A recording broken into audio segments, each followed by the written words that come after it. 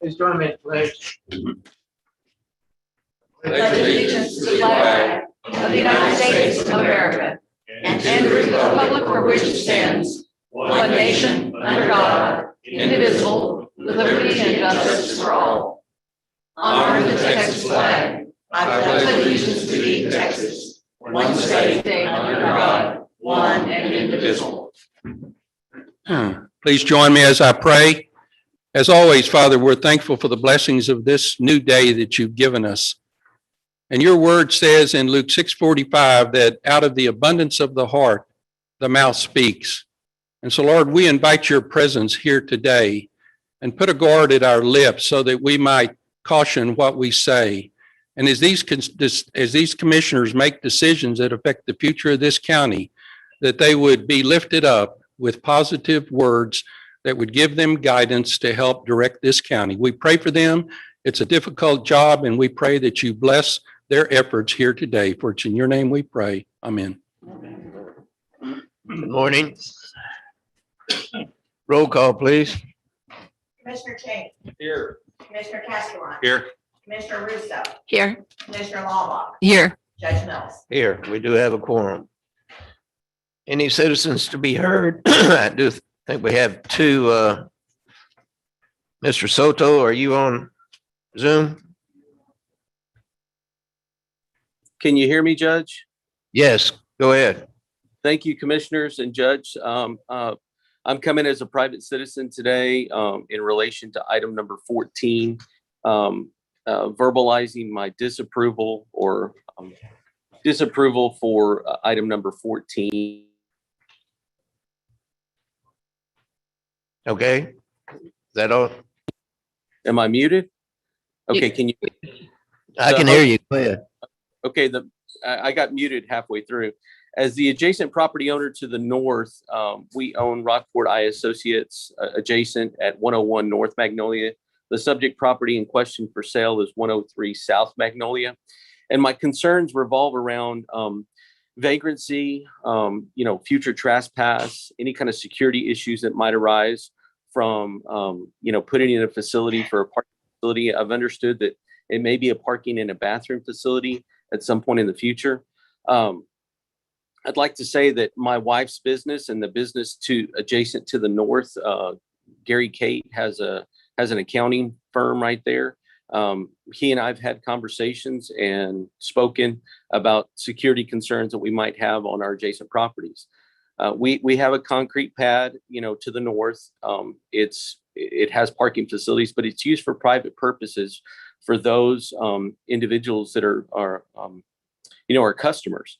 And our line of work is typically, Monday through Friday.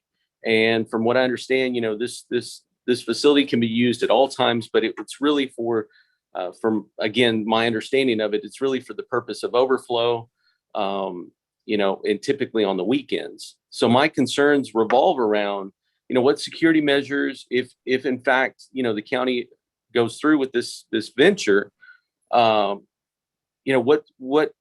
security measures are you going to put in place, to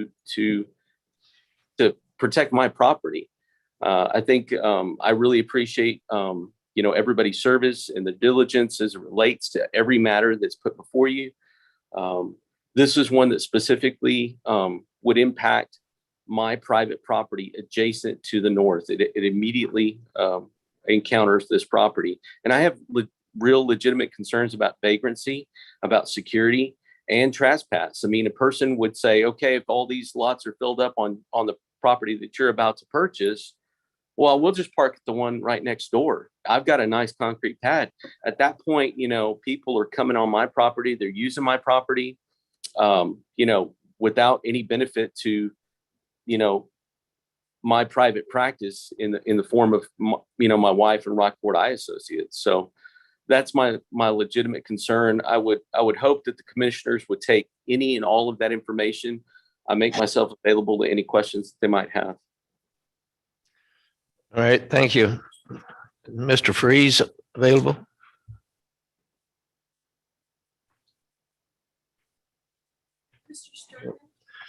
Okay. Amen. You might want to mute yourself. We can hear what's going on there. All right.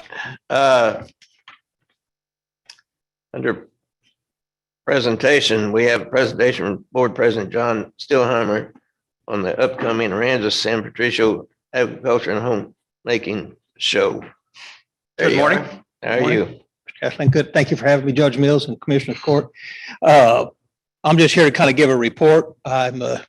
We've kind of dropped the ball coming over here every year and thanking y'all for what y'all do for the county fair. I know the county fair and Rockport Fulton don't match up, but it does. We welcome those kids over at San Pat at our fairgrounds, and they do very well. We sold 204 projects in our auction sale. We had a COVID show, and it was, as you well know, I'm tired of being, I don't know about y'all, but I'm tired of being part of historical events. Yeah. Golly, between the freeze and COVID, but we had one for the kids, and on the auction sale, we sold 204 lots, and out of those 204 lots, Aransas County had 50, and those kids brought home $96,000. Wow. Okay. That's great. And so we're real proud of that. A lot of neighboring counties around, their sales were way down and ours was way up. And we're at about $1.4 million right now, 204 kids. Super. That's So it's great. real super. You're right. Normally in the past, y'all have donated dumpsters and had dumpsters over for us. Of course, this year we didn't need them. We weren't allowed to have RVs, a carnival. Well, y'all know the drill. I'm tired of hearing about like I am too. But I'm just here to say thanks for the support that the county, Aransas County brings to the county fair every year. And I want everybody not to make a mistake. The county fair is not about sows and cows and farming and ranching. It is not rural kids anymore. We do a lot of other things. Our show is called the Agriculture and Homemaker Show. And we have kids sewing. We have scholarships. We have interviews. We have a pen of three heifer where the kids they're just wild and they come in, they have to judge on interview and how much they fed and, things. So we really try to teach the kids, a lesson. And I grew up there. I got my way through college because of that little thing, and everybody does their own thing, but volunteering, it takes a big heart to volunteer. And we have a lot of volunteers. Megan and Ginger are very, very good to work with in supporting Aransas County. And like I say, if I could ever do anything for y'all, I appreciate it. We're going to try to make this thing grow, make it a little bigger and better. But It certainly is a good one. And I try to go every year, but yeah, we'd love to. We're going to try to get a little better at it. Yeah. And make it a little bigger for all the kids. We'd love to have all y'all. And maybe before the show next year, I'll come a week or two and give you a personal invite. all right. Thank you. Thank you. Appreciate you. And Pam, I'm not even going to try to say that word, 150 years. John, we've got some history coming at you. Judge and commissioners, we're really glad to be here this morning. And what we want to do is give you a preview of what's coming up with our sesquicentennial, There you go. 150 years. If you haven't done it, you need to go to our website, which is aransascounty150.org. aransascounty150.org. We've passed out our rack card.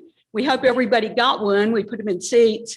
And you can see what's going on with the logo on the front. But if you turn to the back, you'll see how many events are going to be happening. And we've really stacked the deck when we get to June 12th through the 20th. But today, I'm going to stop talking because we've got a really great preview for you. Okay.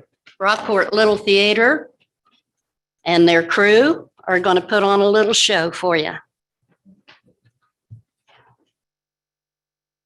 Maybe you can watch it.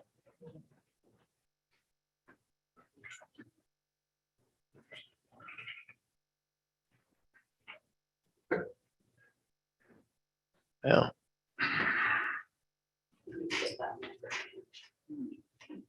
By the sea, by the sea, by the beautiful sea, you and What you doing? Katie, you are the worst sister ever. No, I'm not. You love me. I'm the best sister ever. Well, if you must know, I'm practicing for the barbershop quartet, for the 45-year anniversary of Aransas County. Carry on. You just gonna stare at me like some crock? I'm not a crock. I'm a glamorous beauty, like in the pictures. Nana said so. I think Nana's getting on in years. Now scat. Go away, Katie. This isn't the sesquicentennial, because it's only 1960. And teacher says the sesquicentennial is 1926. That's the United States sesquicentennial, 1776 to 1926. A sesquicentennial is 150 years. It is? When's ours? For Aransas County? Mm-hmm. I don't know. Are you too dumb to figure it out? You're too dumb. Not me, you. Well, let's see here. Aransas County, sesquicentennial. Let's see here. Add the 100, subtract the 5. Oh, yes, the year of our Lord, 2021. Wow. Are you sure? You might be dumber than Rufus. He's a dog. Yes, I'm sure. It's the year 2021. Say, I'm not dumber than Rufus. You take that back. Wow. We could all be living on the moon by then. We could be moon men and girls, maidens, moon maidens. Go be a maiden somewhere else. Let me practice my lines. Go away, Katie. First, you sing my song. Your song? Go sing your own song. Please, just start your own. Okay.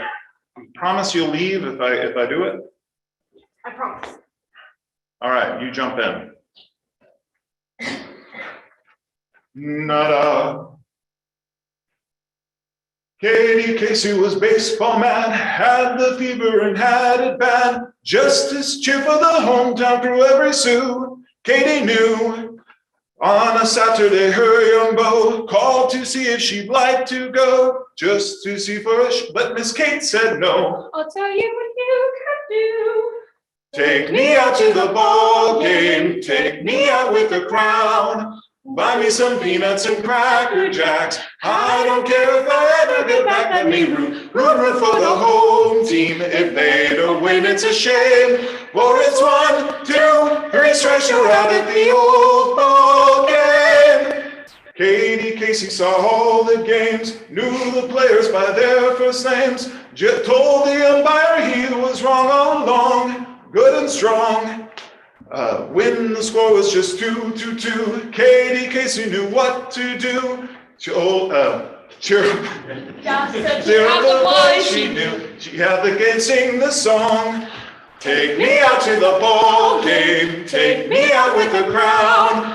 Buy me some peanuts and Cracker Jacks. I don't care if I ever get back. Let me root for the whole team. If they don't win, it's a shame. Well, it's 1, 2, 3 strikes, you're out at the old ball game. Thanks, Joe. You're the best. I'm gonna go tell everybody about the sesquicentennial. Say, that's not till 2021. Come and see us Saturdays all summer downtown at Rockport Little Theater.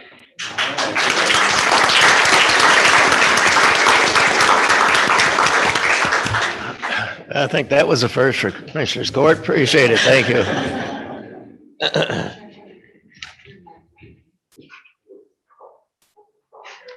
We have a presentation from Aransas County Clerk's Vital Stats. Oh, that's under. Yeah.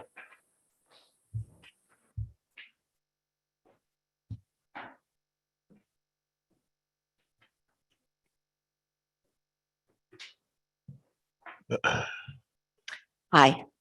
As you all know, the Aransas County Clerk is the record keeper for Aransas County. All instruments filed here are recorded and preserved in our office. We keep many records. Today, though, I want to focus on our vital records, the legal documents that can prove someone's identity. Our office serves as the liaison to the Bureau of Vital Statistics, a division of the Texas Department of State Health Services. We serve as the local registrar for all births and deaths and acknowledgements of paternity, and we issue those certificates. We also issue and maintain marriage licenses and declarations of informal marriages. So as you can imagine, this work and these records are critical for the public. So there are exacting standards and strict criteria for the reporting requirements. Because of that, in 2002, the Texas Department of State Health Services created an award, the 5-Star Award for Excellence in the Vital Registration Process, to guide each county to do their best work with their vital records, and to reward the top counties each year who consistently meet or exceed the stringent criteria across each of 5 areas: training, assessment, customer service, security, and maintenance. Now, don't get me wrong, a county can do a great job and still not win this award. It's pretty tough because not only do you have to do this accurate and timely reporting, you have to do it on a daily basis all year long. And that is no small feat. That being said, I am so very pleased and proud to report that our office has won this award 5 times, including this most recent year, 2020. The Aransas County Clerk has won this award. And those of you who might look closely at this, you can see that it's made out to the Aransas County Clerk. And that's really swell. However, I can really only ride on the coattails of my vital statistics staff. Deputy Nita Solis, Senior Deputy Crystal Powell, Chief Deputy Gail Otto. These are the people who earned this award. Nita, Gail, Crystal, please come up and be recognized for your excellent work. These 3 deputies, these 3 deputies are truly outstanding, both as individuals and as members of our team. I couldn't ask for better. They have winning attitudes and strong work ethics, and they care deeply about the quality and security of our vital records. The demands on them are great, yet even when challenged, they always provide top-notch customer service and carefully safeguard our county records. This award was earned by them and by Chief Deputy Gail Otto in particular. Gail is a consummate professional. She knows everything about vital records, and we are so very blessed to have her with us leading this team. Nita, Crystal, Gail, each of you, thank you so much for what you do for the public, for this county, and congratulations on your well-deserved 5-Star award. It's a very big deal. By the way, at the 254 counties that there are in Texas, we were one of 14 counties to take this 5-Star award for 2020. So congratulations.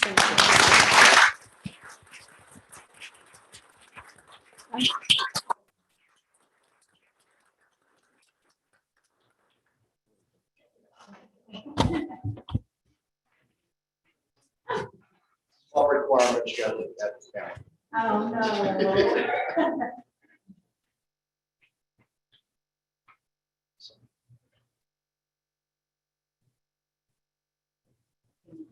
Gail, how's your Marine doing? Congratulations. Gail? Yeah. We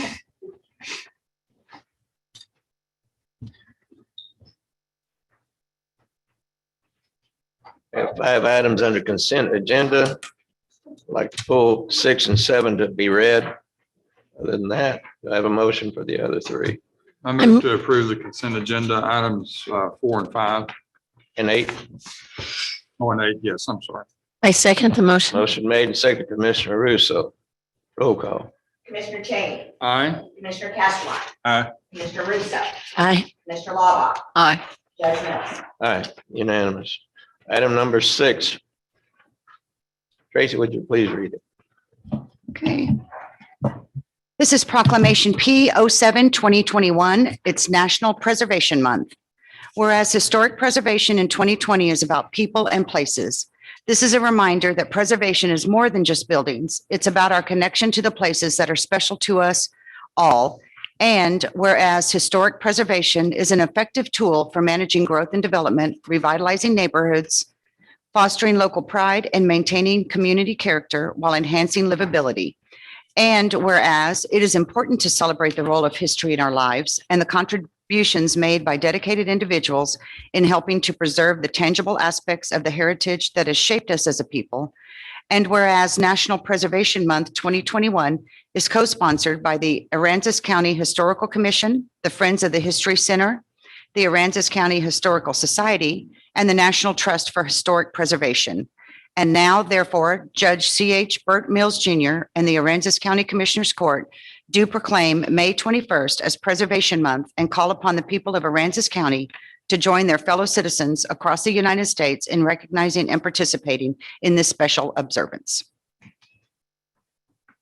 Right, do I have a motion? I move to approve Proclamation P07 2021, proclaiming May as National Preservation Month. Motion made and seconded by Commissioner Castelline. Roll call. Commissioner Cheney, Aye. Commissioner Castelline. Aye. Commissioner Russo, Aye. Commissioner Lava, Aye. Judge Mills. Aye. Item number 7, this is actually a joint proclamation between Aransas County and City of Rockport and Town of Fulton in special recognition of the healthcare workers that worked so diligently during our COVID vaccine run. And it's amazing how many volunteers we have in this county that worked on their own time and vaccinated thousands of people in a short length of time. Please read it. Okay, this is Joint Proclamation 08-2021. Whereas throughout this COVID-19 pandemic, community health workers, herein defined to include medical doctors, nurses, and support staff, county, city, and town employees, and local volunteers, serve in countless ways by ensuring residents in quarantine and self-isolation have access to necessary resources, healthcare, COVID-19 testing, and COVID-19 vaccinations. Whereas these county health workers continue to go above and beyond to deliver these essential healthcare services to Aransas County residents still facing these unprecedented challenges. And whereas on this day, we join Governor Greg Abbott in commending our community health workers for the compassion and commitment they show to their communities and for their around-the-clock work to ensure the health and safety of Texans. Now, therefore, we, C.H. Burt Mills Jr., Aransas County Judge, Patrick Rios, Mayor of the City of Rockport, and Kelly Cole, Mayor of the Town of Fulton, do hereby proclaim May 10th through May 16th, 2021 as Community Health Worker Week and call upon the people of Aransas County to join their fellow citizens across the county and the state of Texas in recognizing and participating in this special observance. Thank you. Move to approve Proclamation JP 8-2021. I'll second that. Motion made and seconded. Commissioner Cheney, roll call. Commissioner Cheney, Aye. Commissioner Castelline, Aye. Commissioner Russo, Aye. Commissioner Lava, Aye. Judge Mills. Aye. Right. Item number 9.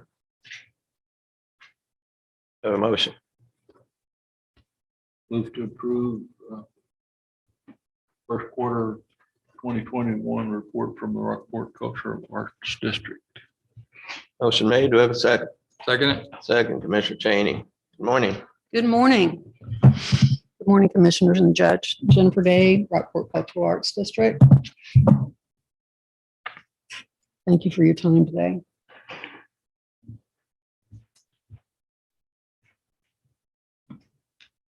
This is the first quarter, January, March report.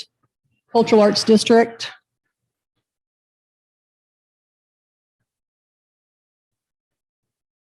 Marking it, Colin. Right-hand side, right?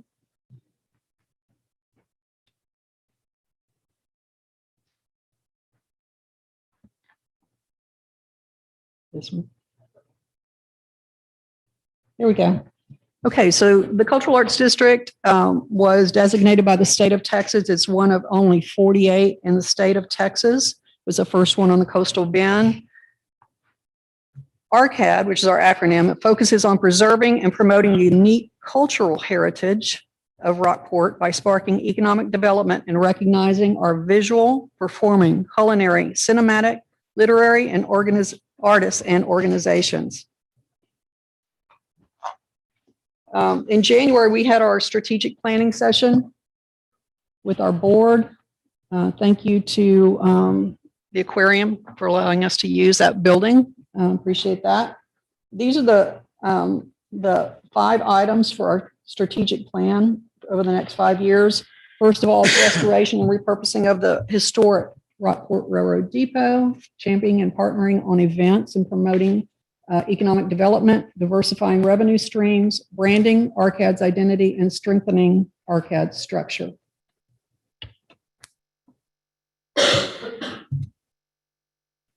So heritage tourism, and we talked a lot about heritage and historic preservation today. We're going to continue to do that. It's a big part of what we do. Heritage tourism is a major contributor to the economy. It generates jobs and tax revenues. We do anticipate acquiring the depot this month, so that's very appropriate with it being Preservation Month, historic preservation. We are lined up to do some exterior work, a lot of preparation there. We'll eventually have bicycle rentals with sponsorship. We'll have exhibits, educational programs, and we'll also have office space there. We have quite a few advocates. We're developing an advisory group. We've got some state recognized individuals as well as individual depot owners across the state who are more than willing to help and are actually very, very excited about being a part of the restoration. We also are collecting exhibits and artifacts. I know the History Center has provided a few from their exhibits. We also already have an individual who has stepped up and ready to lead the exhibits. So that's very, very good. We also have presented to the Texas Historic Commission during this quarter, featuring the Rockport Railroad Depot across the state. ARCAD will feature, we have quite a unique surprise at the depot planned for the sesquicentennial. I'll keep it just secret for right now, keep you on edge. So very appropriate for 150 years ago, and we're looking forward to that event. We had the T-Fords of Texas in this quarter. There were 33 members coming from San Antonio. Some of them stayed 3 nights, some of them stayed just 2. However, they came in and they had a fantastic time. Not only did ARCAD support them, but we had a lot of local businesses that supported them, and then also they supported in kind back to those businesses. We had an estimated over 650 people downtown. It was an extremely busy day that day. 60% of all the zip codes collected were outside of 75 miles. It's a very rare occasion to have this many Model Ts in one location. It was just an extremely special opportunity.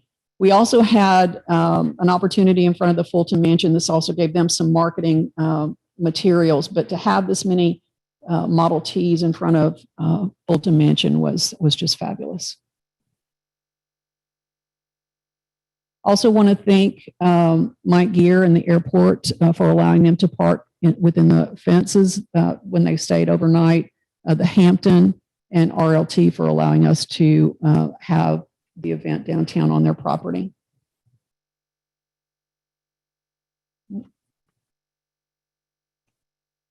Most people don't know that we have a 1913 volunteer fire department truck. This belongs to the Rockport Volunteer Fire Department. It's pretty cool. You have a future fireman right there playing with the fire truck. It was really a cool thing to be able to showcase this along with the Model Ts.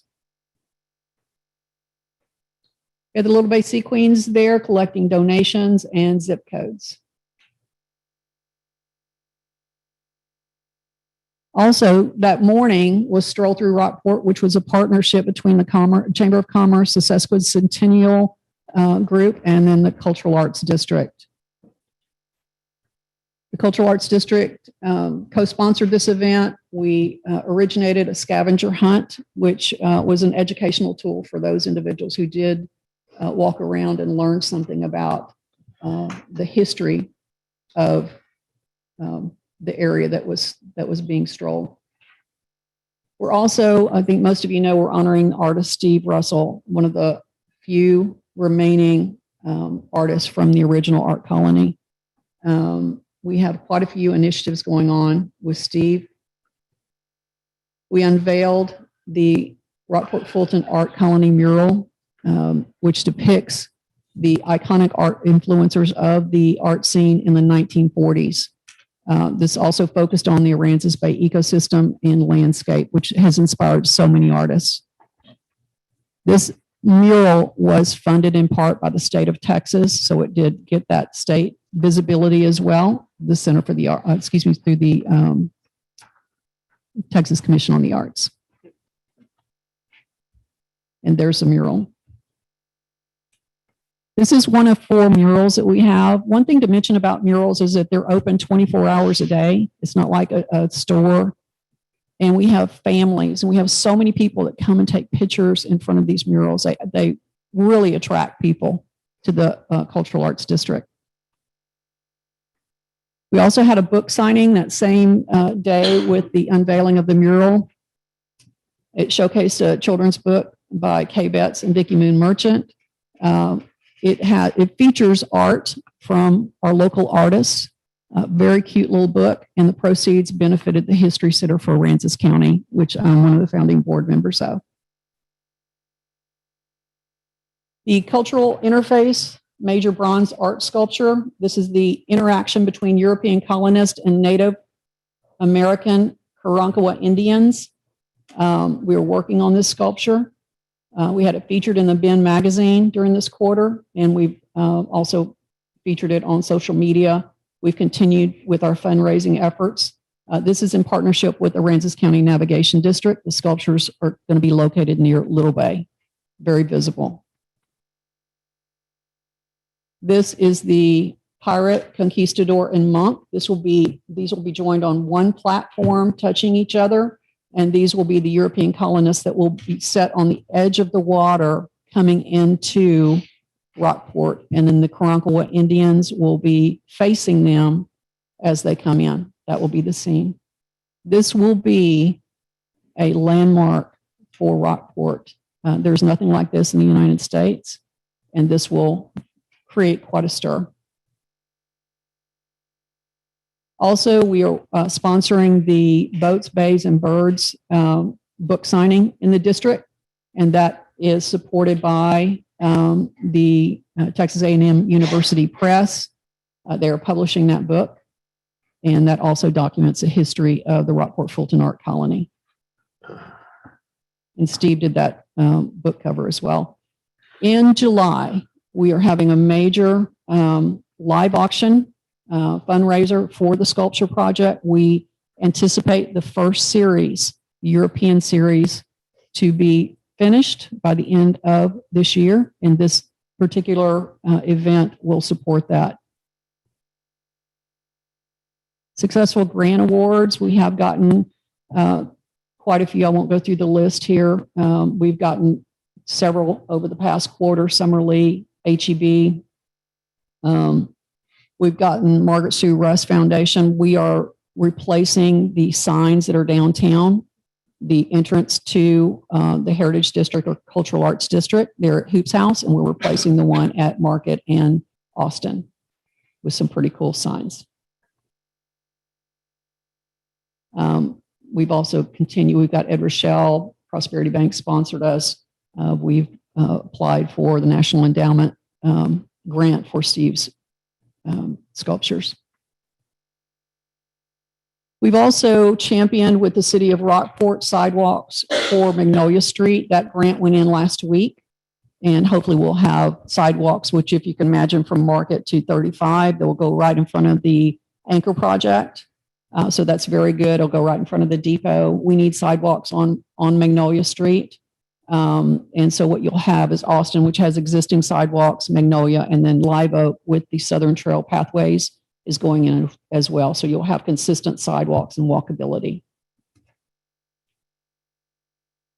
Also want to bring up that through the Cultural Arts District and only through the availability of the Cultural Arts District or the Cultural Arts District grants, the Rockport Center for the Arts got $45,000 grant for the art festival, which happens this year. The Little Theater, we've championed working with them. They've gotten $25,000 from Margaret Sue Russ. We've helped them with writing their grants. And we've also helped them through personal contact through the Nystrom Foundation. And they also got $25,000 as well. So we're helping them. They're in the center of the Cultural Arts District. And it's we're an organization that doesn't just focus on ourselves. We focus on helping those within the district thrive. We're replacing rotted district signage, as I mentioned. We're ordering colorful flags like we did last summer and creating a festive environment on Austin Street from Market to in front of Hoop's house. We're working with the Rockport Fulton Chamber on generating a multi-level geocaching. What this is and these are very popular across the world, actually. This one is multi-level in the sense that you go and you find different, you go to one location, you go to another location. We're working with the merchants to put in discounts to drive traffic into merchant stores at each of those locations. I worked on the sales tax exemption, which you're aware of. I mentioned those. We're also working on Vietnamese culture recognition, which is something that is important. They're a huge part of our culture. We've added an individual to our advisory board who is extremely well-versed in Vietnamese culture, and you will be seeing programs coming up in that direction. We also supported Project Graduation, and we continue with our social media campaigns. Jennifer, Yes. that disc, I can see that it says Rockport and has your emblem. What's the rest of the print on there? Rockport Cultural Arts District. Okay, thank you. Mhm. And that will be in the sidewalk? That's correct. Yeah, I met with the gentleman, the contractor for TxDOT on Friday, and they're working at Live Oak down towards First Street right now, but they will be coming back into the district and we will have those in the sidewalk. Thank you. And we continue to have our farmers market, makers market. Those are done by Hannah Miller and Michelle McMahon. Those drive a lot of traffic downtown. And finally is thank you for your support.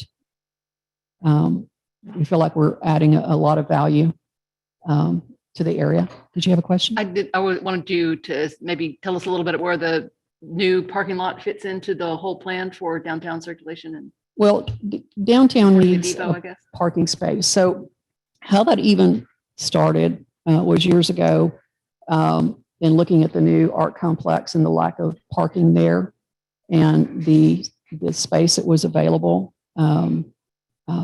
So parking is going to obviously support the art center, the anchor project, and all other activity downtown.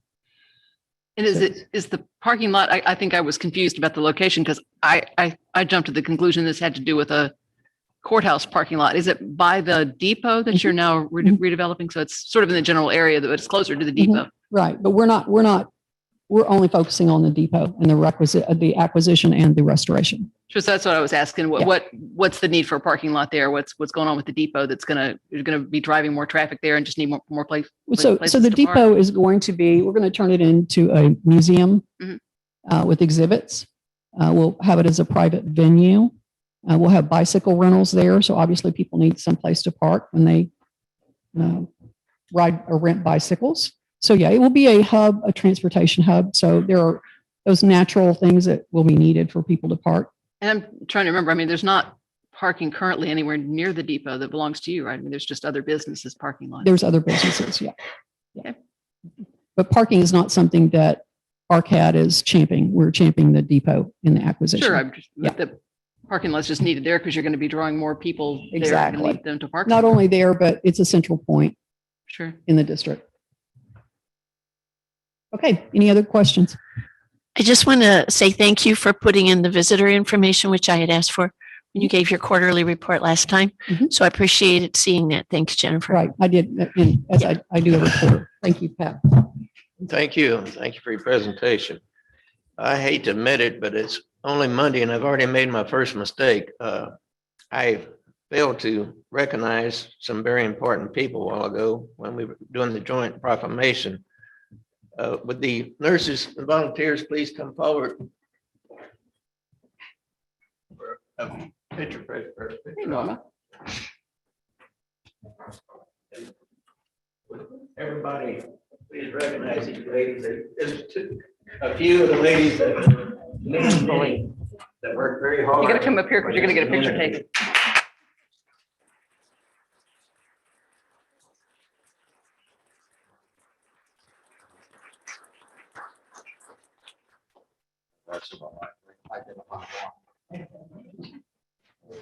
There they go. Thank you. Thank you, ladies. This will be signed by the lawyers and then be presented to you. Okay. Thank you very much.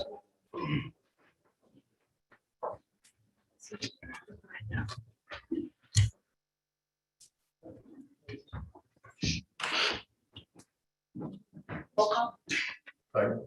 Roll call. Didn't anybody make a motion? Yeah, we didn't, we moved and seconded, but we didn't vote to We approve did. it. Roll report this later. Commissioner Cheney, Aye. Commissioner Castellano, Aye. Commissioner Russo, Aye. Commissioner Lawbach, Aye. Judge Mills. Aye. Thank you. I thought I'd wait till at least Tuesday to make my first mistake, but all right, item number 10. Have a motion. I move to approve the first quarter 2021 report for the Fulton Mansion State Historic Site. I'll second that. Motion made and second, Commissioner Cheney. Morning, Alan Lee from the Fulton Mansion. Let me see. I think I have a PowerPoint. Fast one for you, just to show you what we've been doing and what our projects coming up for the future are. This is our attendance numbers. From January through April, you can see we added a different Wednesdays in March and April. Our numbers jumped up after the governor lifted the mask mandate. And 95% of our visitors are from out of town. Most of them are from San Antonio, Austin, DFW, Louisiana, and northern states like Michigan and Washington, Wisconsin. I've got 2 new educators on board. Ashley Thornton is from Beaumont, Texas. And Joe Fox, you saw him here earlier singing, he is from Victoria. And I've got 1 more in the works, so that's coming down the pipeline.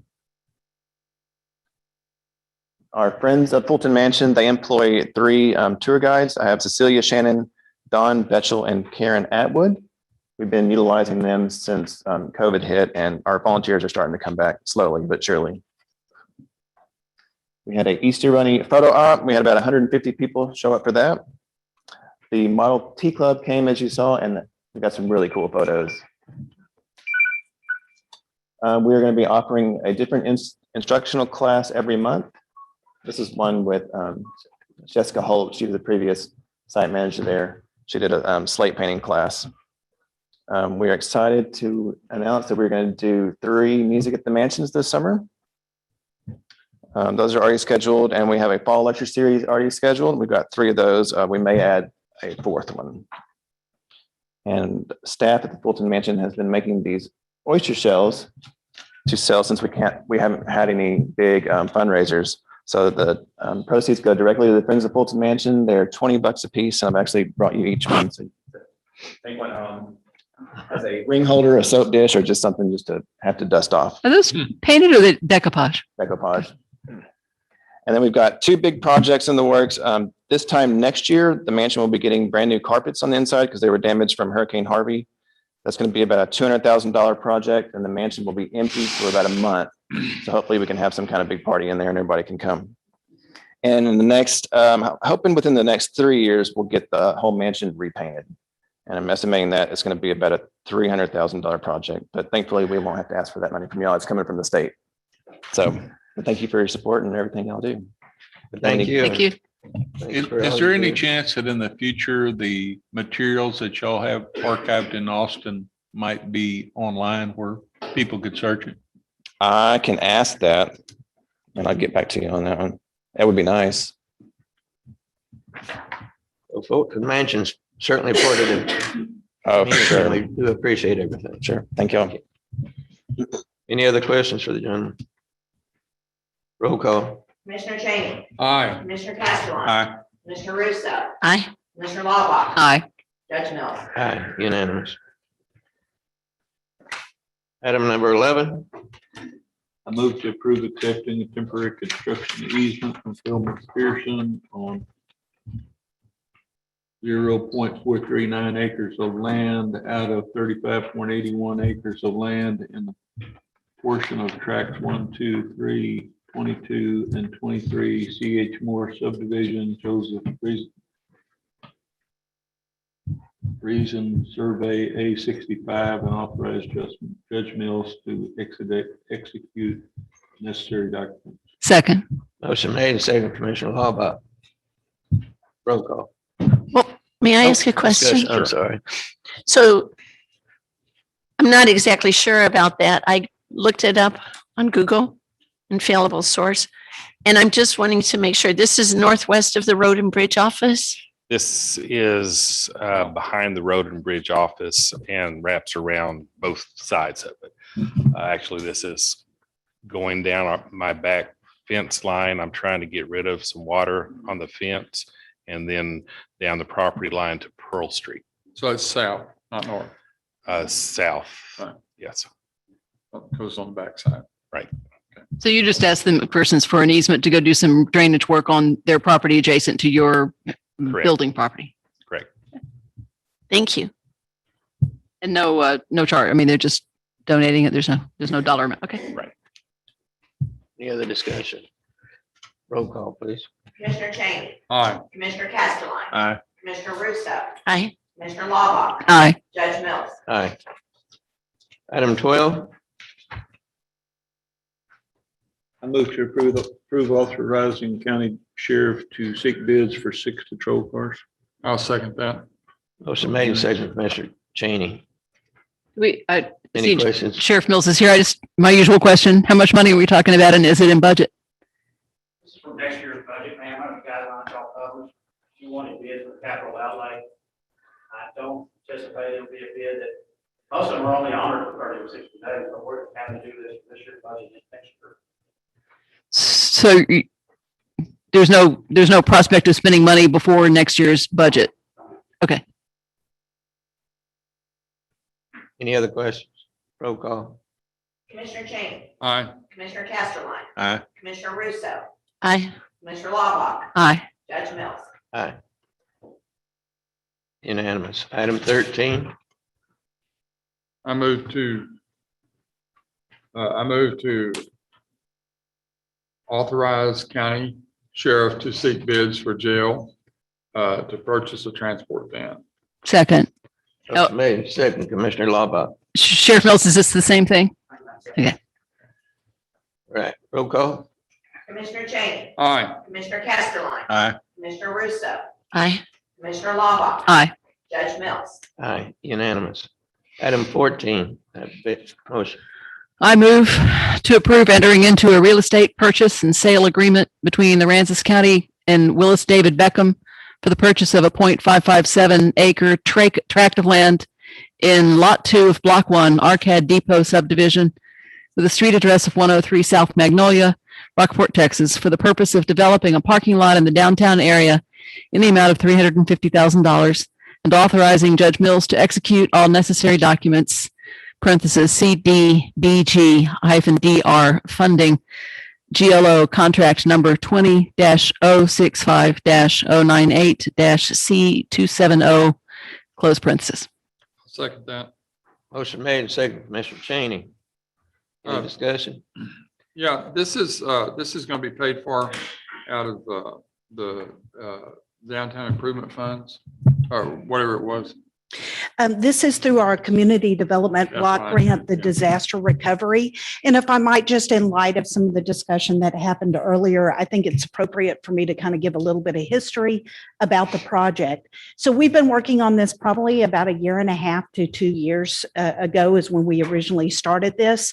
With the CDBG funds, this project would not normally be available for use for that, but we were working on the economic development Grant Administration grant for the Rockport Center for the Arts. And as part of that grant, they want assurances that there's appropriate parking in the area for that use. And so this particular, and the genesis of this project was to help provide parking for the Rockport Center for the Arts and their new location. It will be a public parking lot as required by the grant provisions, but specifically it's for overflow that couldn't normally be handled with the existing parking in the downtown area. Some of the highlights of the grant, it is located at Magnolia and North Street, and also where Peter Street terminates into Magnolia. The purchase price is $350,000, but actually the appraised value is $388,000. Thanks to the dedication of the owner who supported the project. He held down the project cost for us for almost a year. So we're very thankful for that. The public notices, just to let you know what it took to get to this situation that we are today, is that we had to have environmentals done on the property. We have specific notices that are required by the federal government for the Uniform Relocation Act. Before this project was even requested by the county, we had a public hearing on the project, as well as other projects that were funded, such as the drainage project. So we've been through, a number of notices, and also just check the box we have to go through in order to be able to acquire property with the grant. And I'd be happy. And then one other note, this grant is a 100% grant. There are no matching funds required. And I'm happy to answer any questions. And Kim, I know you said this, but I want to it is a public, it's not a private parking lot for the art. It is a public parking lot. And one other thing I should note is that we are finalizing the final touches on an MOU with the city. The intent is for the county, since we're the lead on the grant, that will construct the improvements. Then we'll turn it over by MOU to the city. They will own and operate it. Does the grant include the cost of the construction of the surface, or is it just the property? It is property and all improvements. Okay. So the size of there's enough money in the grant to cover all the extras, Yes. including the administrative work for the environmental review and all that sort of thing. All was covered. Yes, ma'am. And help me out with, where does this grant fit? Is this one of the 53 million or so that was granted last summer? Is it part of that pile? Okay. Yes.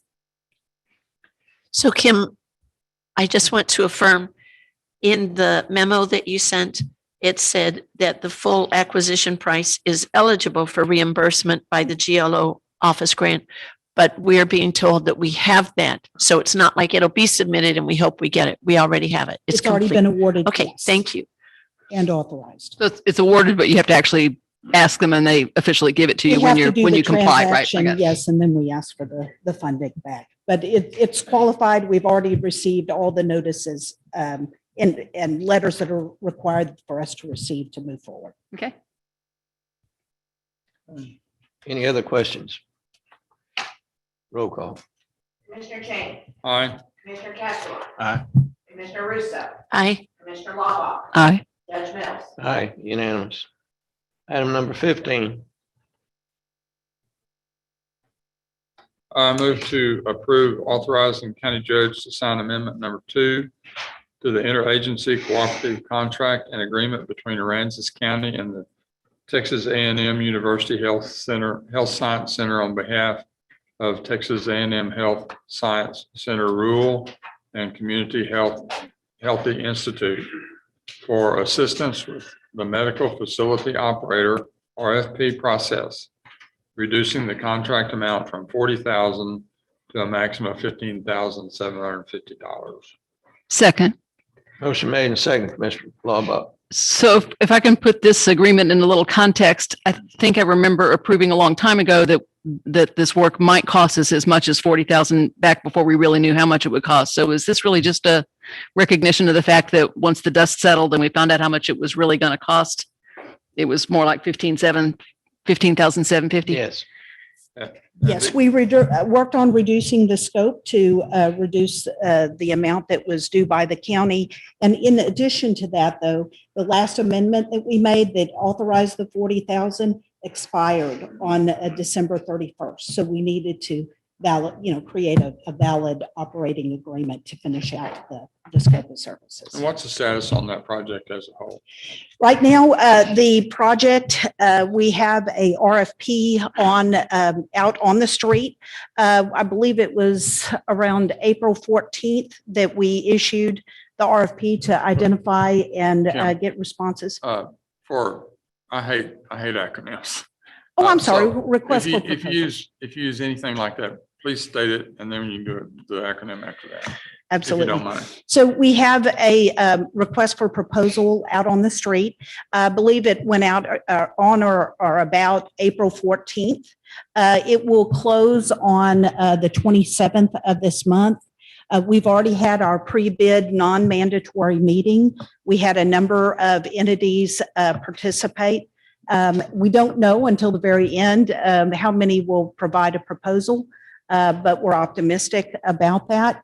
Once the proposals come in, we'll reconvene the committee again, and they will start their evaluation. And that is where A&M will help facilitate from a technical point of view, that process.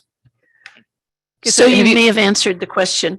I was going to ask if we were paying for past services or we are anticipating using additional services from them. So as part of the submittal that we had, there was a accumulation of all of the expenses that had occurred under the prior contract. So that moved forward. So we'll have that amount due. And then the balance is for the services that are still pending. Does that mean that the total is 15,750 or that it's everything up to now plus an additional 15,750? Everything up to now plus what we're going to incur in the future. So that's a total amount. And what was the original was 40. No, I mean, I guess what I'm saying is the total bill for all time plus what we expect to happen in the next few weeks, 15,750 or some amount plus 15,750? 15,750 will cover all in historical plus new. Yes, ma'am. And I know it's not, the deadline hasn't run yet for receiving proposals. Have you actually received any early though, or do they all come in on the last day? No, we just finished the non-mandatory meeting last week. So you got some information, but not formal bids. Correct. Or we know proposals. who attended the. Right. Yeah, how many, I'm not asking who did it, but how many attendees did we have? There were probably around 10. That's relatively high. That's interesting. Yeah, okay.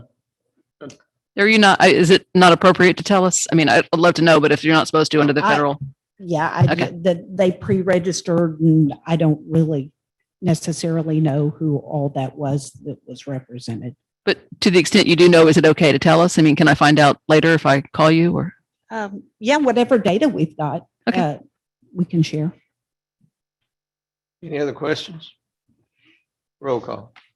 Commissioner Cheney, Aye. Commissioner Castleton, Aye. Commissioner Russo, Aye. Commissioner Lava, Aye. Judge Mills. Aye, unanimous. Item 16. I move to approve an annual agreement with Valley Solvent and Chemical for universal waste hauling and disposal for approximately $22,248. Motion made. Do I have a second? Second. Second, Commissioner Is Lava. this a renewal, something we do every year? Or is this new? Okay. And is it up or down? on the It's crop? about the same. So in budget. Yes. Okay. And Valerie, can you tell them what all they're hauling off? They haul off Stuff- our youth. You can see from the citizens. All right, any other questions for the lady? Not, roll call. Commissioner Cheney, Aye. Commissioner Castleton, Aye. Commissioner Russo, Aye. Commissioner Lava, Aye. Judge Mills. Aye, unanimous. Item 17. I move to approve the budget based on final schematic design of the courthouse prepared by Broadus and Associates, Inc., the construction manager agent for the downtown anchor project. Motion made. Second. Second, Commissioner Castelline. Mr. Strathman. Okay, we've developed budgets as we've gone through schematic design, and we've finalizing schematic design. So we finalized the schematic design budget. And we were pleasantly surprised with everything that's going on in the world in supply and demand of construction materials and just about everything else. The budget actually went down. And it was contributed to basically going through the drawings and getting a better feel for what we were doing. And we were down $23,111 from where we were on the last budget. So When was the last it was back in April or March 2020 or 2021? Yeah, I thought when we talked about raising the Pgal contract, we were using the number 22 million. Yeah, it's when you look at the final, when you look at everything on the list, the final number is, I see 22.6. I was just, yeah, that's right, 628. I mean, so to me, it looked like it went up 600,000, but was I not understanding the number No, I from, think that number is 23,000 less than it was.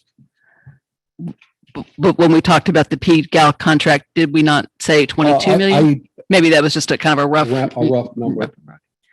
And I think they stated that was an estimate. Yes, because you're not dealing with real drawings, and we're still in schematic, so we're not into the finite way of getting the budgets totally finalized. Does this, sorry, go ahead. No. Does this include the community center? Okay, That's so in it's a separate budget. 22.6 plus what I think is a fully grant funded community center, which is The 4 million. fully funded community 4,600,000. Senator and parking lot and plaza is like 3.7 million. Which Okay. is funded through a different grant altogether, CDBGDR. Okay, so sources for this budget include 13.4 million that we got from tax notes. FEMA, 2.9, and then you have the insurance at 6.5 plus others, yes. I think 6.2 for insurance. I remember it being 10 million, 6.5. a combination of 6.2 insurance and 3.8 million and a kind of a grab bag of some grants. So that's how it's all funded, yes. Okay, so 13.4 plus 10 million, if I have that number right, which is not the community, not the $4.6 million community it's CBDG. It's a separate set of grants, add up to about 10 plus 13.4, which makes 23.4, which is enough to cover this Yes. budget. Mhm. Is the excess earmarked for, I don't know, Well, we don't know where unforeseen we- increases we or have no administrative idea costs? where our excess is going to be in a month, 2 months, 6 months. Right now, in our look is this is where we're at with what we have. I guess I'm just asking, is it earmarked for something we already know about it, or is it sort of a No. excess in case we haven't already spent it? In No, other we words, haven't it's out spent there it. in case there's a cushion. Okay. Can we save anything? Can we save the windows in the county clerk's office? The windows are still in the county clerk's office. Can we take them out Hmm. without any additional Mm. cost? No. Okay. Just promise I'd ask. All right. Any other questions? Roll call. I'm sorry. I do have one more question. This is something I get a lot of questions about, and I'm not sure I'm answering them properly when the public asks me. But I have been asked whether we mentioned the 22 million being an increase from an earlier estimate several weeks ago when we raised the contract price for Pgal. But at that time during that meeting, I never really clarified what it was. We talked about it being a $9 million increase from an earlier estimate, but I never really asked and clarified how long ago was that earlier I'm not estimate. They go following- all the I'm way not back. following you. Okay, several weeks ago, we talked about raising, we actually approved raising the Pgal contract Right. price. And part of the rationale for raising it was that the project had gotten much Okay. larger All over right, now time. I understand. And I believe the number we heard was 9 million, which meant at one point it was a $13 million project, but I understood that to be quite an old number. It might have even gone all the way back to, that's what I'm asking, I think. When, I can take it. Okay. When this project started down the road. Back in 2018-ish, the- yeah. William gathered information from sources, contractors and stuff to develop a square foot number. That number was where we started in our negotiations with Pgal. So back when we actually hired PGAL. PGAL and fixed their fee, that's the date on which we were using 13 million as an estimate. That was It goes all the way back to that early was the date. original estimate. And so as we developed in and we got a better feel for what, we needed to do and the increase in cost of construction and things like that, then the Sure, number changed. I mean, Yeah, I so understand that part. I was just trying to fix it on PGAL wanted- I was just trying to fix it on a timeline. And then I think in spring of 2020, by that time, the number had increased. And then by last summer in August, I suppose it increased somewhat again, because those were numbers we were using when we started to consider putting out fixing a number for the election and deciding what we would borrow in the way of bonds. Right. The timeline I'm trying to fix is, I think I've got it right, that the very early $13 million number that resulted in the original Pgal contract went all the way back to when we hired Pgal, which was, I think, 2018. Mhm. And then over the years, and by the time we gotten into spring of 2020, it had, of course, All of the significantly changes and all of increased. the things that went on. Yes. Sure, construction crisis had increased in the size and so forth. I don't really know yet how the numbers changed over time, but for me, I guess the important thing today is the $9 million increase we talked about. You only get that by taking today's number and going all the way back to 2018. It's not an increase that's happened in the last few months, for instance, I think is the important point. No, we didn't have a construction manager agent or anything at that point. It was numbers that people were giving him. And the number's been relatively stable since Yes. at least a year ago. Mhm. Okay. I was just going to add that once we hired PGAL, the numbers became more firm Right. because they have the background and the software even to help us come up with a more realistic Conservative. expectation Right. on what the budget number would I mean, I be. was really just responding to, I think, public alarm that it had jumped up $9 million recently, which is really not at all what anybody was trying to say. That within the last year or so, it's been pretty steady. Okay. All right. Any other discussion?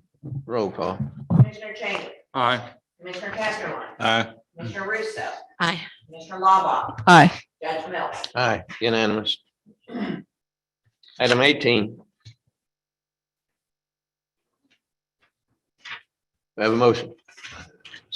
I move to approve exercising the county's option to purchase real estate with Rockport Land Trust by entering into a real estate purchase and sales agreement to purchase the north building of the former Little Bay Primary School and its associated real property comprising lots 1, 2, 3, 4, and 5 of Block 1, Jackson Bay subdivision in Aransas County, Texas, with the street address of 2020, 2100, 2104, 2200, and 2208 Highway 35 North, Rockport, Texas, for the use of a workforce development center, authorizing payments in the amount of $1,075,000 for the purchase of, and $20,000 for the option contract, authorizing $10,000 in earnest money, and authorizing Judge Mills to execute necessary documents, Economic Development Administration funding, EDA Federal ID number 08-01-05487. Second. Motion made and seconded, Commissioner Castellan. Discussion. There were just a couple of things that I wanted to note about this. We have finished all of our feasibility activities related to the purchase of this building. If you'll recall, we received a $11,500 donation so that we could get our environmentals all done in advance, as well as the appraisal. And we've also received a number of documentation from the school district regarding this property. We did go through as well the Uniform Relocation Act, which is a process, which is the federal process for acquiring property. We have received to date $243,000 of the cash donations. So that's almost 100% of the cash donations. Would you repeat that, Kim? Sorry, take Please. Oh, How much? The collections? We've already received over $243,000 of the cash donations that were committed to this project, which is almost all of the cash. Everything else is materials, labor, donations, and force account. So we have that in place, and it's more than sufficient for the match that will be required. This is a 80-20 grant. Most importantly, I would ask on the motion on this, if approved, is that you include the words at the end of the motion, contingent upon EDA authorization of the purchase. And the reason why I say that, we have to go through all of these activities before we can submit final request by EDA to move forward with the purchase. We anticipate after today's action that EDA will approve that, and they're very aware of our deadline of this Friday to execute the option contract and make the deposits that are required at the title company in order to do that. And so after today, we'll be in immediate contact with them to get that authorization. This contract will not be signed until we receive that authorization from the EDA. Kim, let me make sure I understand the numbers accurately. $1,075,000 plus 20,000 for the option is the total out-of-pocket price. So total net $1,095,000. Oh, 95. Yes. But the 10,000 in earnest money, that goes toward the purchase price. So that's cash up front, but it's We'll out pay of the off at $1,095,000. closing. Okay. I'll add to my motion. Would you restate what the recommended is? We recommend approval of the option contract and all stated items contingent upon the Economic Development Administration authorizing the acquisition. You got that, Carrie? I do. So just to be clear, Commissioner Cheney, in addition to the motion you have, you are amending it at the end to read contingent upon EDA authorization of the acquisition. Is that correct? That is correct. Thank you. And I'll second that. Second. Very good. Kim, I have a question. In the purchase document, it states that someone from the buyer's side will examine the property within the 20-day period to determine the status. Who will be doing that? So we have a appointment scheduled for next Monday with the engineer of Del Mar, who will be walking through the property. It's already been walked through multiple times. We've had all of our viewings and reviews of the property, but we're also going to have him go through it next Monday, which is already scheduled. And he is a licensed engineer. Okay, thank you. Any other questions? Roll call. Commissioner Cheney, Aye. Commissioner Castleline. Aye. Commissioner Russo, Aye. Commissioner Lawbach, Aye. Judge Mills. Aye, unanimous. Item number 19. A motion. I move to approve resolution R08-2021, a resolution supporting the state of Texas request for federal funds to reimburse the state and local governments for expenses incurred because of the federal government's border policies. I'll second that. Motion made and seconded. Commissioner Cheney. Any discussion? Just, I would like to just make a public comment that says I appreciate the governor's position on this. This is not just a Texas problem, but this is a national problem. All right. I have just a clarifying question. We're talking here only about state expenses, the county. Ours too, if we have any. Okay, so okay. Do we know of having any so far? Not yet. Okay. Any other questions? Roll call. Commissioner Cheney, Aye. Commissioner Castleline, Aye. Commissioner Russo, Aye. Commissioner Lawbach, Aye. Judge Mills. Aye, unanimous. Item number 20. I move to approve authorizing engineer LNV LLC to solicit bids for construction of 11 first-time sewer connections in the Dowdy Mathis Colonia pursuant to the TXCBDG contract number 7219490 administered by Texas Department of Agriculture. I'll second that. Motion made and seconded. Commissioner Cheney. Any discussion? It is a grant that we got to put in some first-time sewer off of Corpus Christi Street. I believe it's either on Dowdy or Kossuth. That's basically what it is, put in the grant to put in sewer. Do we have this is all be covered by the CDBG grant? Yeah. Okay, just like we have in the past. Pretty much, this is actually a little different grant, but it's similar. So no matching and no out of pocket. So all that is the matches in kind. I have a question. In the part 2, professional engineering architectural scope of services, furnish the grant recipient a written monthly status report at least 7 days prior to regularly scheduled Commissioners Court meetings until project is closed by the Texas Department of Agriculture, Office of Rural Affairs. Is that being done, or will that be done? Jackie and them have. Yes, ma'am, they do furnish us reports, and we will make sure that they get to commissioners once they start the project. I mean, Okay. once they do the bid documents and stuff. Thank you. Any other questions? Roll call. Commissioner Cheney, Aye. Commissioner Castleline, Aye. Commissioner Russo, Aye. Commissioner Lobach, Aye. Judge Mills. Aye, unanimous. Item 21, do I have a motion? I move to approve a memorandum of understanding between Aransas County and the Meadows Center at Texas State University, acting as the GLO representative for the Clean Coast Texas program related to the Little Bay Restoration Initiative for the Meadows Center to provide services to Aransas County, which may result in improvements to floodplain management, stormwater management, water pollution management, and more at no cost to Aransas County. Motion made and seconded, Commissioner Castleline. Any discussion? I just want to note that it does state, whereas no direct funds are to be committed by the county or required on behalf of the county in fulfillment of this MOU. So this is without any financial obligation to Aransas County. Right. Great. Any other discussion? Roll call. Commissioner Cheney, Aye. Commissioner Castleline, Aye.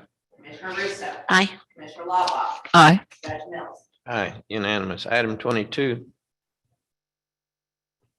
I move to approve a memorandum of understanding cooperation agreement by and between the County of Aransas and Aransas County Medical Services, Inc., ACMSI, for the purpose of constructing and operating a grant-funded healthcare facility in Rockport, Texas. I'll second that. motion made and seconded a couple of times. Cheney or Castleline? Any discussion? Can we hear some information about how this, I know this memorandum of understanding has been in draft form for a long time. What are the recent changes amount to? Yes, thank you. I believe it was on the February 23rd meeting, we presented a agreed upon document between ACMSI and the county. At that time, the Commissioners Court had some questions regarding document availability and confidentiality. So we tabled that item and took it back to our legal department to take a look at it to see if they had any recommended changes. As part of looking at one section of the document, they are required to look at all of the document. So they had some additional suggested changes that they wanted, they were minor in nature, but did clarify the contract and meet a better legal form as well, including some additional definitions and such. We presented that revised contract to ACMSI, who reviewed it. They had their attorney review it. They have agreed to that form, and that's what we presented today. The specific language that had the most changes related to the question that the Commissioners Court had regarding confidentiality and documents is specified. The new language is outlined in your agenda item memo. We also have Patricia Arnold here today, the Executive Director for ACMSI, and she can assist with answering any questions you might have. Jen, have you reviewed this document? Yes, Are you comfortable with it? I made the changes. Pat, are you comfortable? We accepted all the changes that she made. Good. So just kind of tell me what the bottom line is. We're going to be able to get, we as commissioners will be able to get and share with the public information about proposals? Or, I mean, The original concern was that the document didn't allow, it sort of called everything confidential. How is it that we are now going to be able to get information and share it with the taxpayers? The same rules will apply that normally do with public information. So proposals that are submitted and considered would become public record. But there are Kim, do you have something you want to say? Well, I think we're confusing I two think we different are. things. So the proposals are separate, and that is under the Open Records, Open Meetings Act, all of those rules, and will accommodate, as we're coordinating with legal on getting that information to you. Once In you've this actually particular- received a proposal, Yes, ma'am. but not when you're just talking. With ACMSI, they have representatives on the evaluation committee, but the documents that we're talking about right now are after they take possession of the property, they own it and they operate it. And all of the documents that are related to that ownership and operation is what this agreement is about. Okay. So short form is if it's subject to being disclosed under the Open Records Act, this contract doesn't do anything to restrict that. Yeah, we're not contracting out of any obligation that we have to provide information under the Public Information Act. Okay. And it also provides that any information that is needed to meet the requirements of the grant will be shared. Do you still, I think there may be a typo, but if you still have authority to make minor changes without needing to fix it before we vote, I don't need to bring it up now. It's just a typo. We can address that after. It looks like on the first page, it looks like there's some extra words at the beginning of subsection A. Just, Okay, we'll take a I look could at be that. wrong. Thank you, Commissioner. I have a question. I'm not sure if Commissioner Laubach addressed this, but on page 4, under disclosure of project documents, and I'm not even sure I understood the conversation that you all just had. But ACMSI and the county further agree that within their respective organizations, the project documents will be disclosed and exhibited only to those persons within the organization whose position and responsibilities make such disclosure necessary.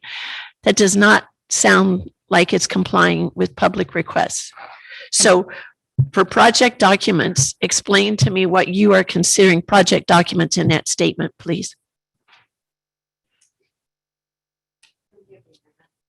I don't have it in front of me. You want to look at mine? Thank you, Patricia. Oh, you don't. Really trying to reconcile A and C. Thank you.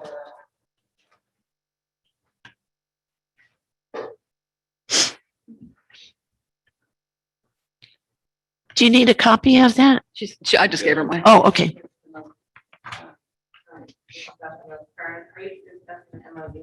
Yeah.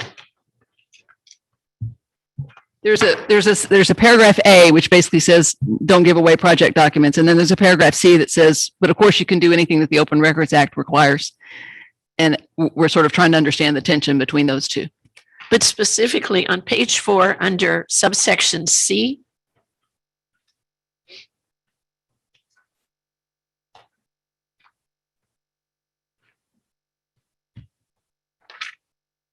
Right. As I understand it, subsection C is the one that sort of broadly says, of course, you're always going to have to give out anything that's subject to the Open Records Act, the Public Information Act. But A, it doesn't really sort of explicitly say, even if it were outlawed by subsection A, which says don't give away any of that stuff. The county cannot contract out of its obligation to comply with the Public Information Act. No, there's no way that this can be read in such a way to prevent us from doing so. And the subrecipient acknowledges that there's some information that is subject to the act, and the subrecipient will be providing that to us upon request, in which case we'll go through and either release it or get with the AG's office to get permission to withhold it on one of the specific exceptions to the act. I guess my suggestion would be at the beginning of subsection A, say, subject always to the requirements of subsection C. In other words, we're basically saying C trumps A, and I would just like it to sort of say. Well, C doesn't trump A. explicitly. I think that they work together. And that's just, of course, my opinion. I think that they all complement each other. And They seem to be reaching different results. And so I would say you have to resolve which one trumps. well, the law is always going to trump anything we contract to. So we can contract with peculiar, really, Jen, I can't even pronounce words right now. We can contract specific items and how we're going to deal with them. Public information is not something that we can change. Anything that we do is still subject to the statute. The statute will always trump whatever we agree to in the contract. Does that make sense?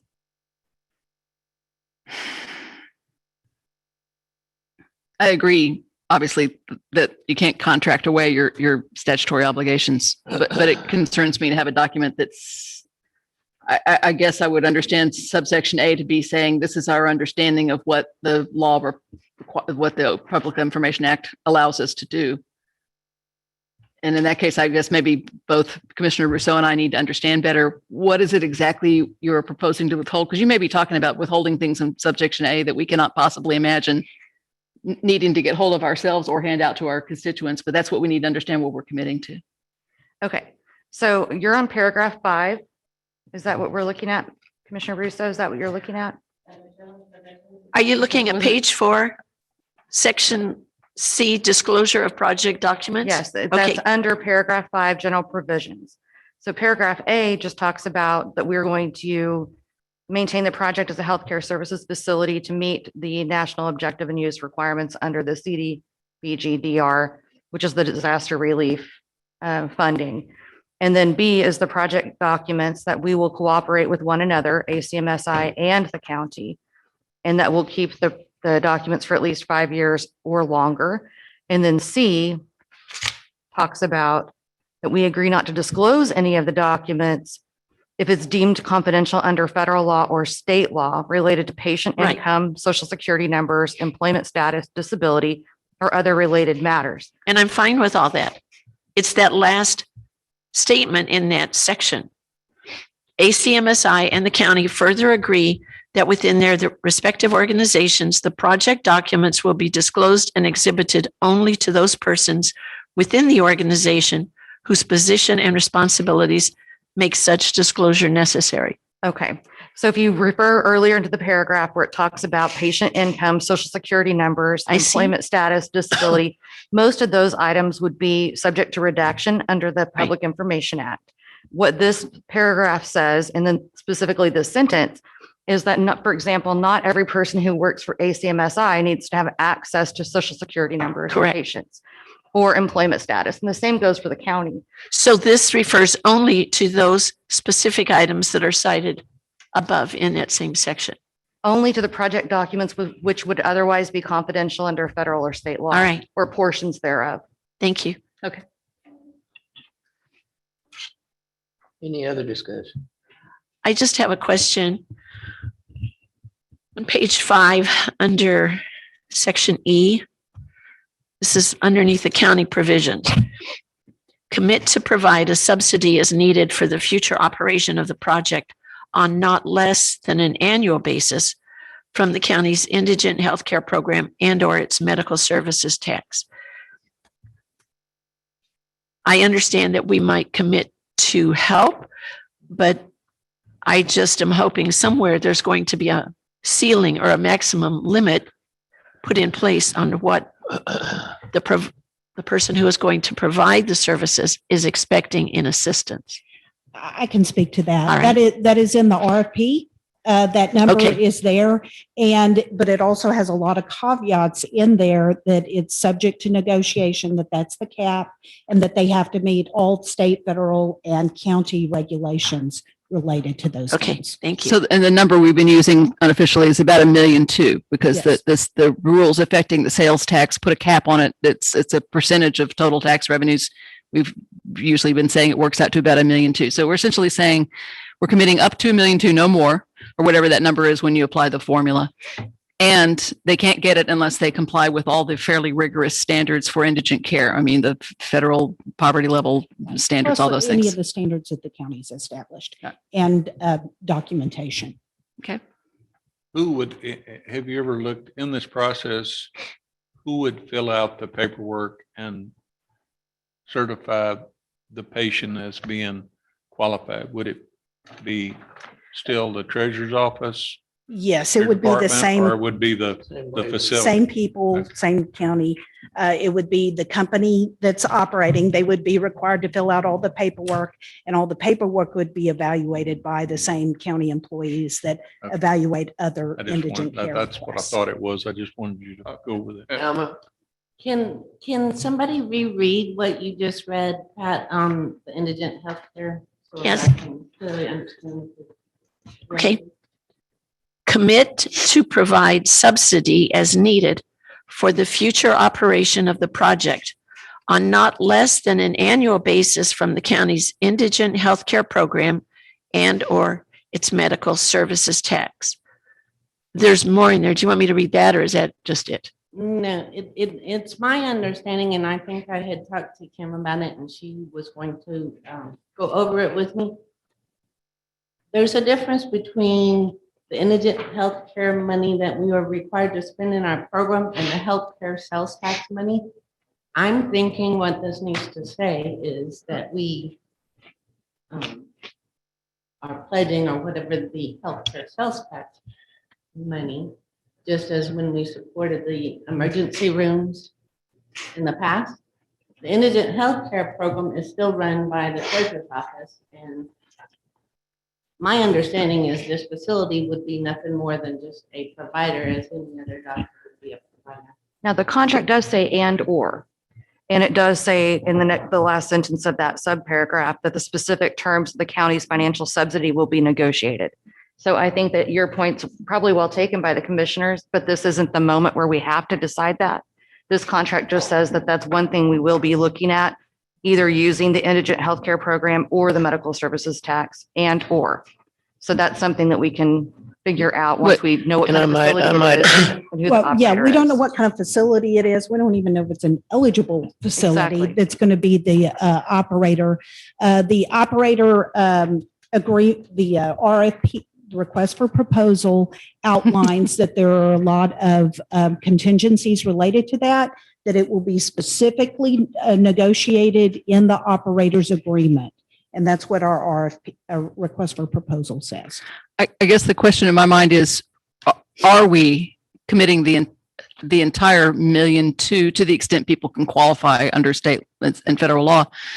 Or are we holding back the possibility that we'll decide that, say, 80% needs to go to whatever the new facility is, and 20% maybe still goes through Alma's office for whatever indigent care she currently is routinely authorizing?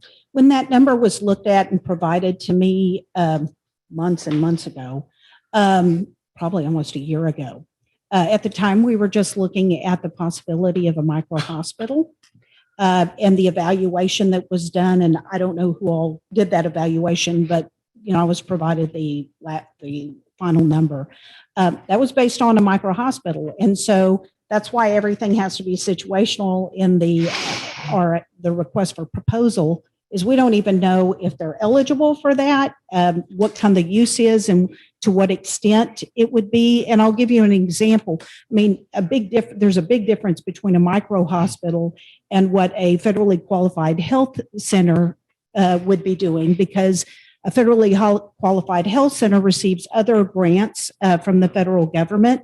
All of their patients would be classified probably or mostly indigent care. They offer on a sliding scale. So that's a completely different negotiation of a contract for any kind of subsidy because of the use and what other resources and what kind of mix of clientele that they have. I know that we're always protected. We're never obligated to give out the money unless they've complied with federal and state law and so forth. I'm just trying to figure out, this language sounds like we're saying this whole pot of money, to the extent people can qualify for and under the myriad laws, is being tossed into the pot for this new facility, whatever we end up building. I mean, that's what the MOU seems to be saying we're doing. It seems to me like what we're really talking about here is once we get the operator on board, everything, that would be something that we would sit down and talk with them, because they may have other sources of revenue and everything. That seems to me like what we're talking about now is facility, operating a facility, whatever, that's not operating it, but providing a facility in whatever method by which we can. But whenever it gets down to how the patients are handled, that's not really in this contract. But it is, that's the problem. The contract seems to be saying we're committing today for that. And that's what I'm trying to understand. If it leaves us an out for later deciding to change our minds about that, then I have no problem. But they still have, the patient that the money is spent on still has to be qualified Always. through Alma's department for them to get the money. No, I agree. It already very clearly states, I think, And that if they have to qualify, If they but had enough patients to get it, to qualify to get it all, I would assume even if they were at that facility or someplace else in the county, it would still be paid for. well, It's not. this is what, it's not this is cited. exactly what's worrying me. I understand that that the patients would have to qualify and so forth, that we're protected there. But the possibility could be that it all has to run through this new facility, whatever it turns out to be once we approve it, that this MOU is aiming at. Or that some of it goes through the new facility and some of it goes through wherever Alma is accustomed to sending her patients that get indigent coverage. And I just want to be clear, we're not taking that possibility away in this Clear agreement. up this. This MOU agreement is basically Aransas County Medical Services agreeing to join into this agreement and to move forward with whatever medical facility with our property. So this MOU was supposed to be signed and already in place before the RFP, but it was sent back based on some of the languages that needed to be accepted, and we did accept all of that. But the MOU is us moving into an agreement with the county, with our property to get a medical facility located on the medical campus. Step one. Sure. Very difficult. So it is step one. That was in the infancy stages of that. So it is step one where we agree to enter into this so we can move forward with everything else. Sure. However, but- it's very difficult to determine what you want to put in that MOU because we don't know what the facility is going to look like until after we've completed the. Which is why I'm not necessarily comfortable today committing the entire million too. There will be another agreement by and between Aransas County and Aransas County Medical Services. So it's as broad as we could possibly get before moving forward with it. Maybe I need Ms. Osteen to tell us, This how language, do we get out from under the agree on it. entire million too when we go to we're not under renegotiate? it. There's nothing in here that commits the county to giving any particular amount of subsidy. It says that we will commit a subsidy and it will either be done through the indigent healthcare program or medical services tax. And what's the medical, that one's a new one on me. What's the medical tax? The medical services tax is not something that I'm particularly Do familiar we with. already have one, in other words, or we're talking about instituting a new one? No, there's no institution of a new tax. Okay. We're talking I about assure you. Healthcare We're kind of in the sales weeds a little bit, and forgive me for saying it that way, but that's the best way I can put it. This is just a framework. It's just an MOU that says, this is what the parties anticipate this agreement looking like. Like she said, this is the baby step. This MOU does not in any way obligate us to give a certain amount of subsidy to an eventual operator, nor could it nor could it tie us to that number, even if it did, because ultimately we have to have a contract directly with that operator. This does not have a third-party beneficiary in the way of an operator getting a promise of a certain amount of subsidy. It does not do that. It just says the county anticipates that we will be providing some form of subsidy in some amount to the eventual operator of whatever facility is chosen. And if we later decided to make only half the $1.2 million fund available, decide later. hold on, let me finish my question. You would not consider us in breach of contract with ACMSI? in Absolutely particular? not. No, I'm not talking about the provider right now. Okay, then I'm good. Call for the question. Roll call. Commissioner Cheney, Aye. Commissioner Castleton, Aye. Commissioner Russo, Aye. Commissioner Lawball, Aye. Judge Mills. Aye, unanimous. Item number 23. I move to approve the March 2021 Treasurer's Report. Second. Motion made and second, Commissioner Castelline. Any discussion? Roll call. Commissioner Cheney, Aye. Commissioner Castleton, Aye. Commissioner Russo, Aye. Commissioner Lawball, Aye. Judge Mills. Aye, unanimous. Item 24. I move to approve the Treasurer's First Quarter 2021 Investment Report. Second. Motion made and second, Commissioner Castelline. Any discussion? Roll call. Commissioner Cheney, Aye. Commissioner Castro. Aye. Commissioner Russo. Aye. Commissioner Lava. Aye. Judge Mills. Aye, unanimous. Item number 25. I move to approve the April 2020 indigent healthcare report. Second it? Excuse me. Should that be April 2021, Alma? Yeah, Oops, On the agenda or on the report? on the Both? agenda. on the agenda, yeah. Yes, it is 21. Okay. I didn't. Can, notice it on- may I amend that? Or- Commissioner Bubba? Castro, would you like to amend your? I will amend it to 2021. Thank you. And the second, Commissioner Cheney? I'll amend my second. Roll call. Commissioner Cheney. Aye. Commissioner Castro. Aye. Commissioner Russo. Aye. Commissioner Lava. Aye. Judge Mills. Aye. Oh. It's tough being the lower house down here, I'll tell you. They have to whack you over the head with. Or too much concentration. Item number 26.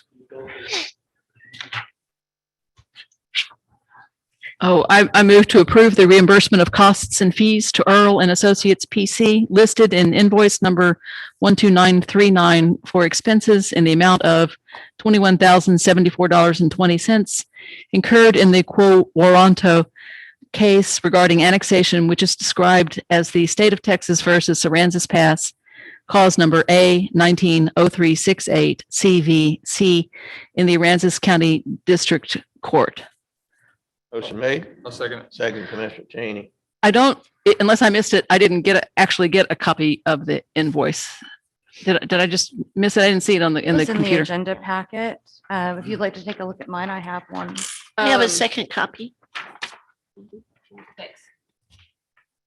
Jim, can you elaborate, is this bill for services that were acquired after y'all's office got involved? Okay, I will elaborate just a little bit. And I did provide a memorandum to go with the item to kind of explain the background.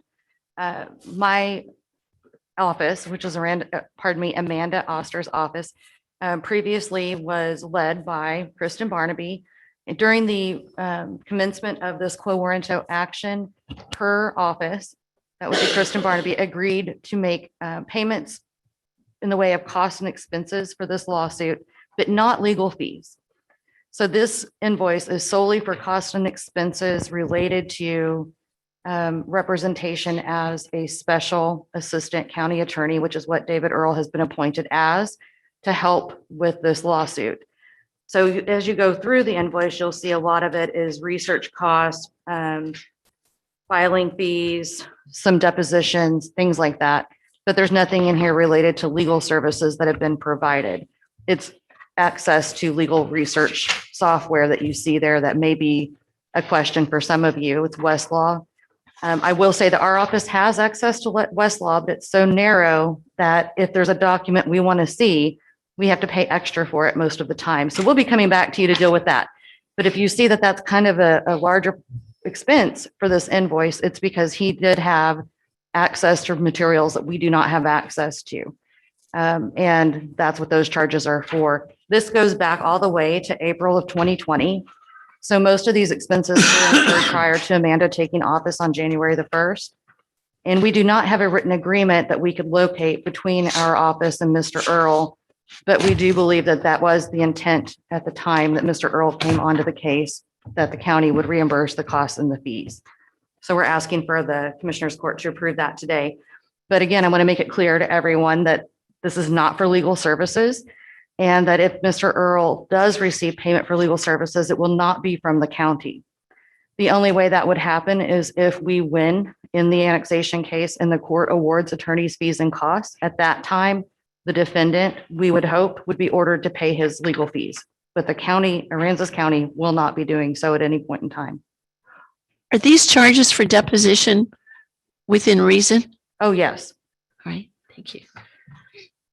And so, I mean, and these aren't legal fees to do depositions anyway. They're out of pocket costs. So it's like things like paying the stenographer and photocopying and so forth. A lot of them are done on Zoom right now with videographers and with a court reporter.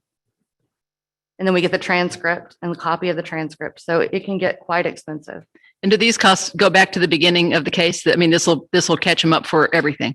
This will catch them up, but I believe that there might have been a prior invoice. I'm not sure about Okay. that. This one goes back to April of 2020. Okay. So it covers at least a year of expenses for Mr. Earl's office. And if we do have opportunity to ask the court to award attorney's fees, we will also ask that the county be reimbursed for these costs, in addition to some attorney's fees for the attorneys in our office that have worked on this.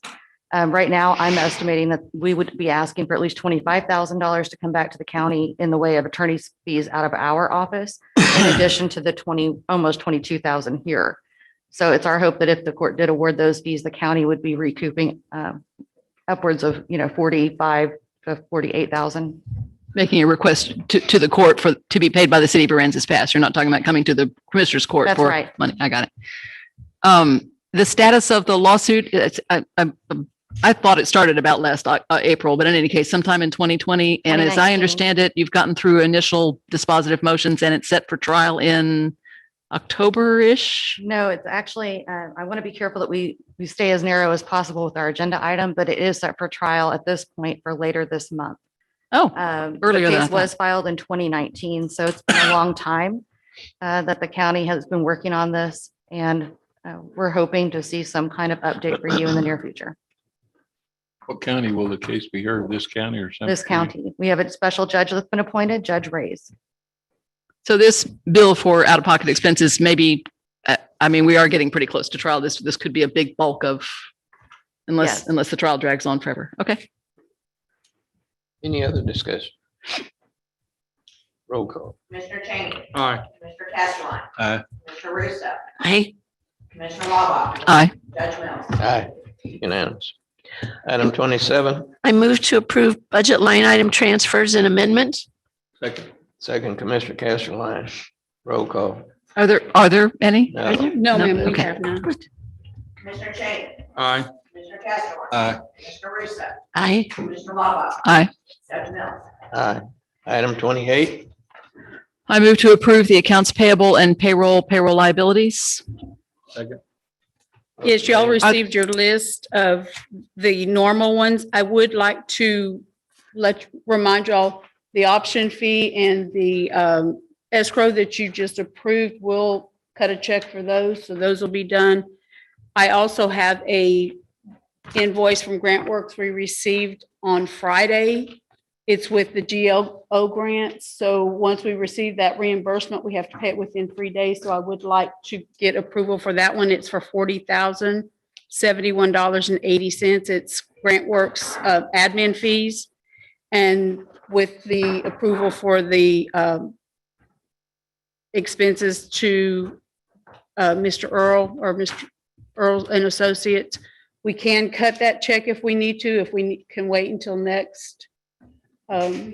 We can wait, okay. So I won't include that one in the checks, but then we will have those 3 extra that I would like to get in the motion for approval. And all 3 of those extra are covered by outside funds and therefore not a budget hit. Right, correct? they will all be, the only one is going to be the option fees that we have to pay for the land. And that will be part of what we have with the monies that we have received from the donors. Right. So that comes out of the So- GLO funds also. Okay. Yes, ma'am. So, yes, they're all grant.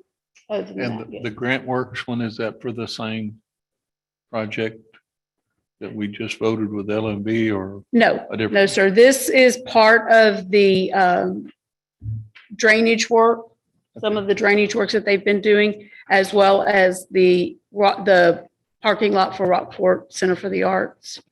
Those are the projects that they're requesting admin fees on now. All coming out of that big pile of Yes. GLO grants we got last summer. Yes. Okay. any other discussion? Roll call. Okay, so just to be clear, we wanted to amend this motion to include the option fee, the escrow, and then this GrantWorks payment. Is that correct, Jackie? That's what I would ask, yes. Okay, do we have that amended, Commissioner? I so move. And the second amendment, Commissioner Castleline? Yes. Okay, very good. Roll call. Commissioner Cheney, Aye. Commissioner Castro, Aye. Commissioner Russo, Aye. Commissioner Lawler, Aye. Judge Mills. Aye. Unanimous. At this time, reports. You got a fee report? No, sir. All right, any elected official or department head still here that wants to bring up anything? Still standing. If not, do I have a motion to adjourn? I move to adjourn. Motion made. Do I have a second? Second. All those in favor? Aye. Aye.